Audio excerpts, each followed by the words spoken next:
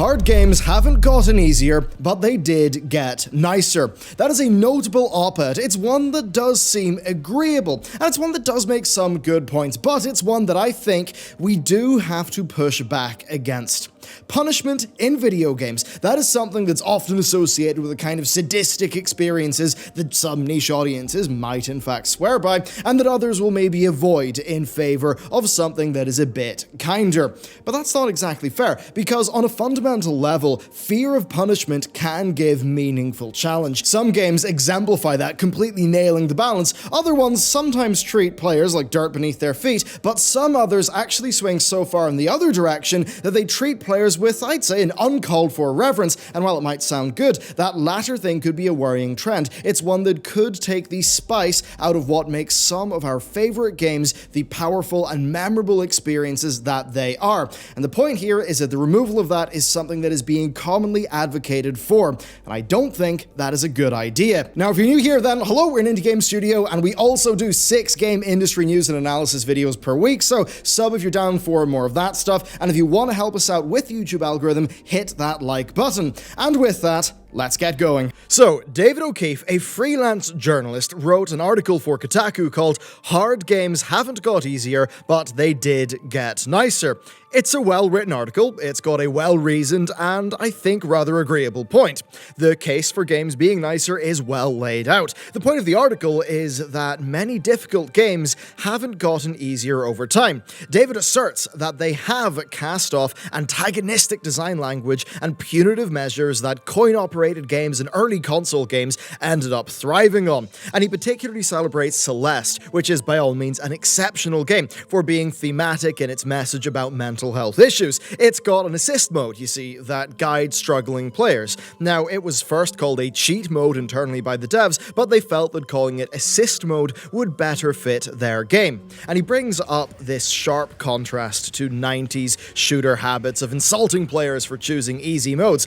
Honestly, though, for me, I think if a game wants to belittle players for playing in easy mode, that's fine. That's a part of the developer's decision, it's a part of their creativity, but of course it's a decision that shouldn't be made lightly. Difficulty modes for players interested in a game's world or story without the challenge is excellent for many players, although again, that's up to the developer to offer that if they want to. I think the example of Platinum Games that the author uses is an interesting one here. They tend to offer automatic, kind of tourist-like modes for their action games. Now, I would argue that that highly takes away from the essential experience of playing those games, but clearly those games do have an audience that is a lot more focused on the absurd cinematic heights that their action can reach. Overall, though, I think the most interesting point the article discusses is punishment, and that is the core of today's video. The author surmises that hard games have interrogated why players like challenge, and to that end are trying to push the satisfaction of winning rather than the pain of losing. And ultimately, the message in this article is that punishment isn't necessarily a part of difficulty, and that games encouraging players to have another try instead of punishing them is a universally good thing. That is not really true, I think. I think punishment is as much a part of difficulty as anything else. It's the context surrounding it that matters, though. The feeling of difficulty comes from a variety of different things, and I think to assert that games are more accessible through lacking punishment is cutting games off from a very powerful way to incentivize players and to raise the stakes of moment-to-moment gameplay. Now, of course, the history of games using difficulty in an insidious manner is rather well known. You know, coin-op BS, and extending the life of short games by just making them unfair. You know, stuff from the old days. But these days, stronger psychological hooks are used to the same end, with the likes of, say, progression loops and battle passes replacing those difficulty-based progress resets. And this represents modern research's actual view on reward versus punishment, that to motivate action, reward is better than punishment in most cases. Punishment, on the other hand, is more used to restrict unwanted action. Really, though, these are design choices, and while those trends may exist, they can be used for good or for ill. And as brought up in the article, one of the prime examples against punishment is Super Meat Boy. It basically didn't punish players at all. It exemplified rapid iteration and short session times that's been accepted as one of the core pillars of many game genres. Super Meat Boy's gameplay is also a great example of staying in flow, iterating on that that same challenge again and again. And for short-term challenges that can go wrong by missing, say, a single input by a few frames, well, yes, that can be an incredible experience. When it's trial and error on a knife's edge and that's the basis of difficulty, yeah, punishment can be extremely frustrating and just bad for the quality of a game. There's no doubt that Super Meat Boy would have been significantly less successful had it just thrown players back to earlier levels after they ran out of lives, and Celeste is fundamentally a similar situation. There's effectively no punishment, but the difficulty is high and the gameplay is absolutely excellent. It's basically the polar opposite in design to, say, Darkest Dungeon, a game that we're going to cover later. Like Celeste, Darkest Dungeon has a very human theme, and it reinforces that in every way that it possibly can. And really that, including the appropriate amount of punishment in line with that theme, well, that's what makes Darkest Dungeon so incredible, and in both cases, using punishment appropriately for the theme of the game is really what makes them so good. Now, there's actually more to it than that, though. There are some examples that show the balanced side of punishment. I think roguelites and roguelikes. These are games that are pretty obvious in how punishing they are. The experience that you just had, no matter how extraordinary, well, it's reduced to just a memory.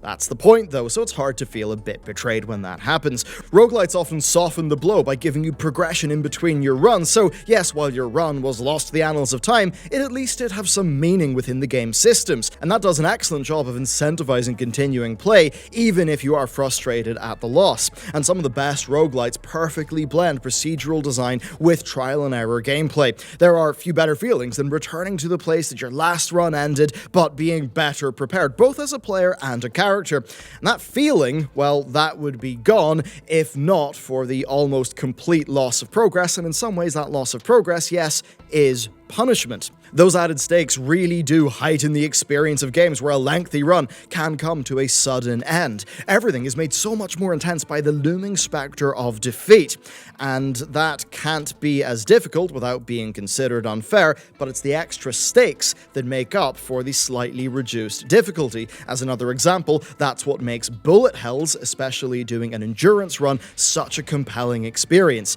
Now, one of the most striking examples of punishment is permadeath. It's divisive, but it does have its fans. Games like Darkest Dungeon and XCOM, they made their name on how unforgiving they are. Those are games that are happy to let you make massive mistakes and to be punished for it. The emotional impact of losing a character that was unique to your game is strong. Darkest Dungeon as a whole is about losing and being punished by the game world. It's in extremely stark contrast to Celeste, where the game is focusing on the negative aspects of mental health. Characters, and by extension players, are driven to the depths of despair, something that's reflected in the design of its punishment and reward system.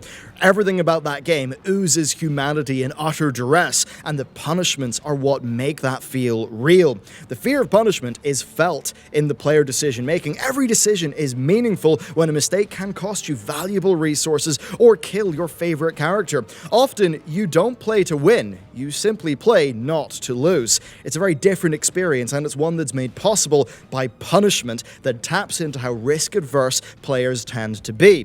Then XCOM, well, it's a little bit less hopeless in its nature, but it's famous for permadeath. Something not going to plan can crush your next few turns or maybe even your whole metagame. There are countless stories of players naming characters, paying great attention to them, growing attached to them only for one botched operation to wipe them all out. I still remember Thomas Boache, hero of a 5-year-old campaign, and his very, very untimely end that was entirely my fault.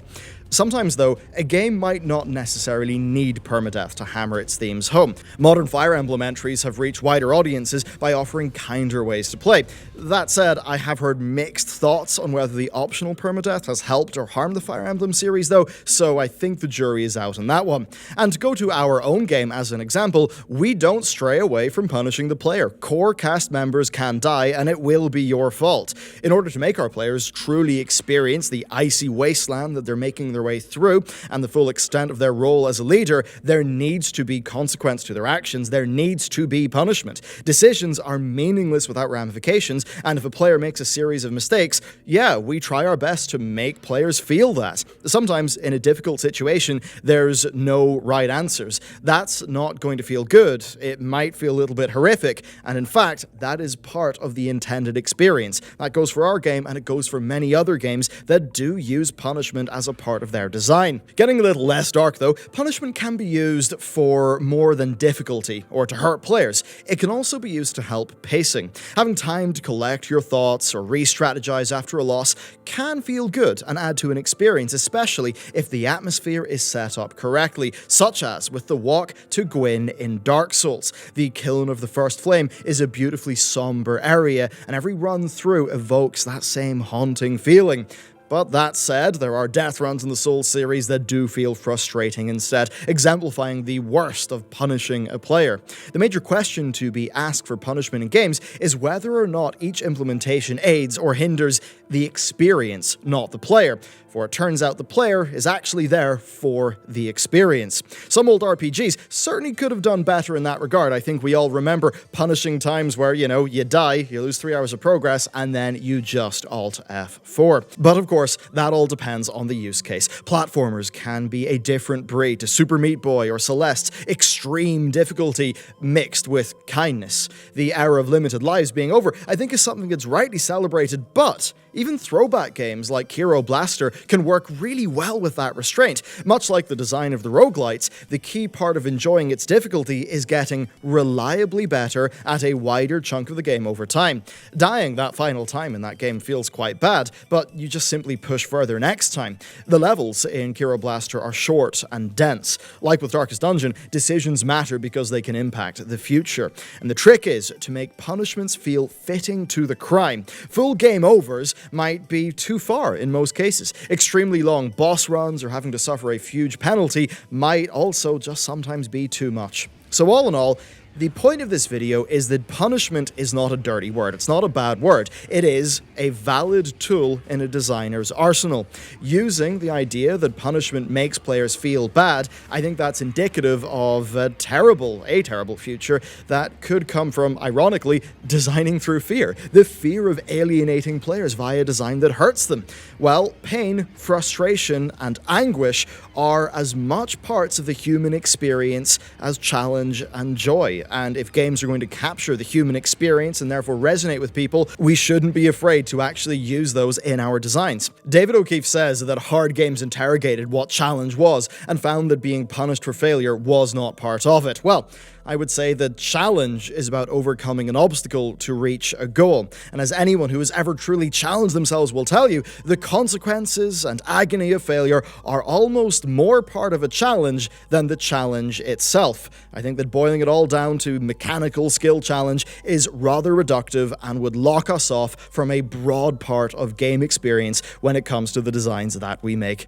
So there we go, that is our thoughts on punishment in video games. I think it's extremely important that we don't sort of reduce things down. Challenge cannot be just considered as being, the Twitch inputs that you have to do to complete a level. I think it's got to have a far more broad definition that allows us to properly talk about challenge in video games. And while I do respect many of the points made, I think that Kotaku article was a near perfect encapsulation of what I think is a little bit of a reductive thought process towards some aspects of game design. Of course, though, I really want to know what you've got to say, so do let me know down below. And also, of course, there was a video on this channel yesterday. There will be one tomorrow, so subscribe for that. If you want to help us out, hit that like button. And with that, I will see you next time.